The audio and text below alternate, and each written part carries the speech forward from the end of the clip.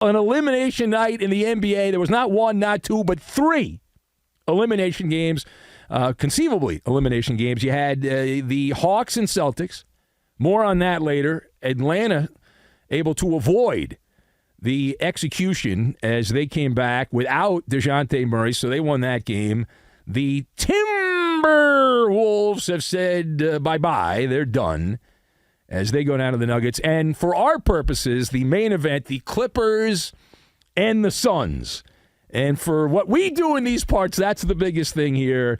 And based on the feedback that I've received, although not hanging out much on the social media, but the reaction via email is, we demand a Maller monologue. And so you will get, by request, that's fine, play all your little dopey sound bites you want, it doesn't matter to me.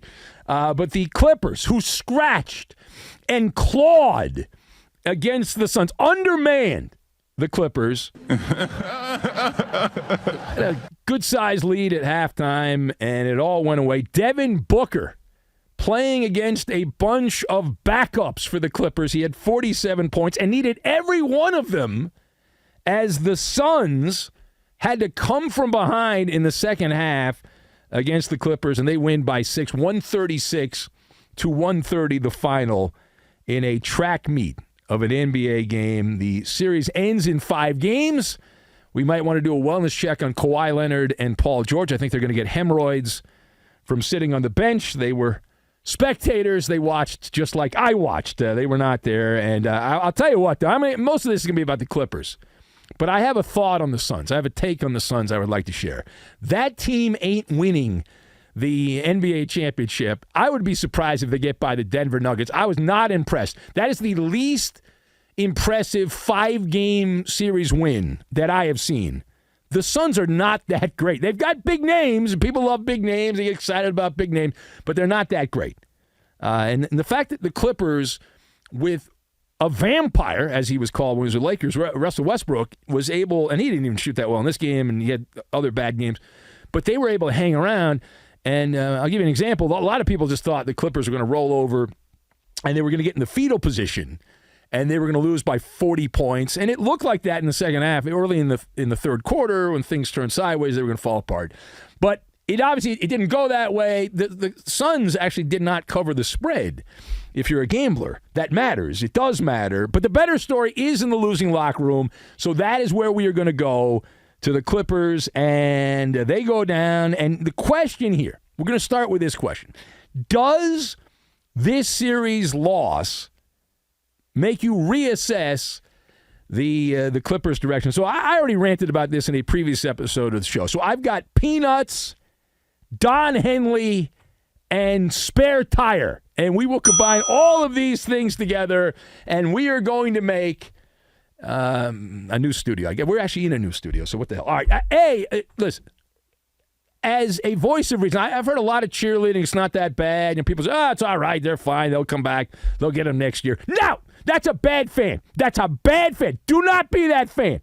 Do not be that fan. Someone over there in Clipperland needs to be the adult in the room and say, enough is enough is enough. This is unacceptable.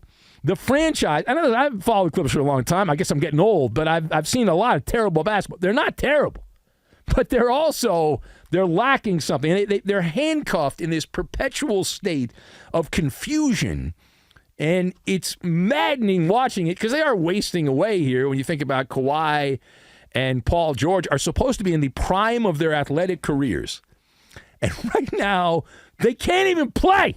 LeBron James, I don't know what kind of special sauce he's using, but whatever he's using is working. He's able to play at an older age. I can only imagine how terrible it's going to be when these guys get a little bit older. For the last several years, though, Kawhi Leonard and Paul George have created excitement and optimism, right? I mean, why not? They're both great players individually, but they're missing one thing, desire. And I don't want to hear, it's just bad luck they got hurt. No.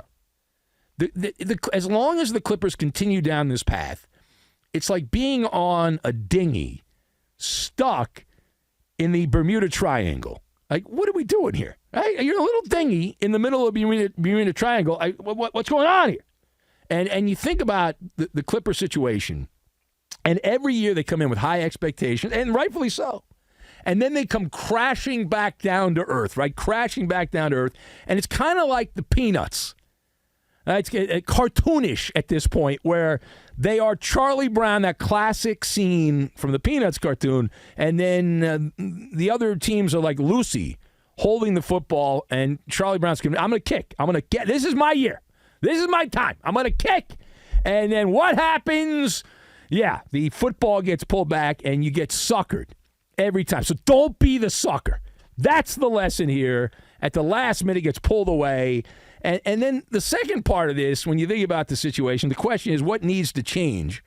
Well, the Maller think tank has been activated here. Free advice to Steve Ballmer. You might think Steve Ballmer does not need free advice, but having watched the Clippers the last couple of years, he absolutely needs unsolicited overnight advice. And so that is why we are here as a public service to give said advice. And right now, the Clippers, my advice to the owner is to check out, right? And there's a famous song, an old song now, from Don Henley. He was part of it, the Hotel California. And the Clippers, with Kawhi Leonard and Paul George, it's a case where that famous line, which was part of the song, is you can check out anytime you like, but you can never leave. And it's like Kawhi and Paul George, they both have another year, I believe, and then their player options involved. But they've checked out. They're not going to play unless they're 100%, and it's a bad look. They both have player options after next season. And from what I've heard over there, the Clippers have every intention, unless they're lying to me, of keeping the team intact. They want to have a good team when they go to the new arena with the most toilets in the NBA. And so they're going to lead the league in toilets, which is wonderful. They're going to dominate. No one will enjoy, no fan in the NBA. I don't care if you're a Celtic fan or a Rockets fan or a Wolves fan or a Knicks fan. Your urination will not be as enjoyable at your arena compared to the Intuit Dome. They're going to dominate. And that's good for health, right? You need proper urination and all that. But anyway, listen, you got to hold people accountable. And in this job, I'm held accountable. I'm guessing at your job, you're held accountable. And so at this point, you keep bringing these guys back. I would like to see the code of the West. I'm a big code of the West guy.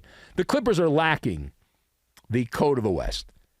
They are. You got to get leaders who take pride in what they're doing, that finish what they start, and that's not going on right now. And it's more enjoyable. You think about the Clippers situation, right? It's more enjoyable when you have when they had Patrick Beverley. When Beverly was running around, because at least you knew you were going to get the effort. All right, now the last thing on this, you've got Paul George, by George, who has gone out advocating for Russell Westbrook to come back. Westbrook did not have a particularly great game here for the Clippers, but I wanted to address that in closing. And do I support Russell Westbrook? Do you support Russell Westbrook coming back? And yes. I mean, he's far from perfect, but much like I talked about Patrick Beverly, where Beverly plays hard, he's running around and all that stuff. That's Westbrook. Unlike Kawhi Leonard and Paul George, he's not perfect. He doesn't shoot the ball well, and I'm still not convinced that he's going to be a liability late in games and all that stuff. Assuming Kawhi play, but he plays like the Tasmanian Devil, and I like that. But the main piece of advice here, back to Steve Ballmer, is you've got to get a good spare tire. And you've got to go out and you've got the money, you've got the billions, you're the richest owner in sports. Spend the money. I know you like spending the money. It's not my money. I can spend your money. Go into free agency. There's a bunch of guys. Fred VanVleet, Kawhi friend. Who? If you don't know who Fred VanVleet is, you're not a Toronto Raptor. Never heard of What's him. wrong with you? But Fred VanVleet's there. You got him as a free agent. I would stay away from Porzingis. I would stay away from Kyrie and James Harden, those guys, because they do the same load management stuff that you have already. But Chris Middleton's a free agent. Brook Lopez of the Bucks, those guys will be free agents. And so anyone who's against load management, just go away from load management.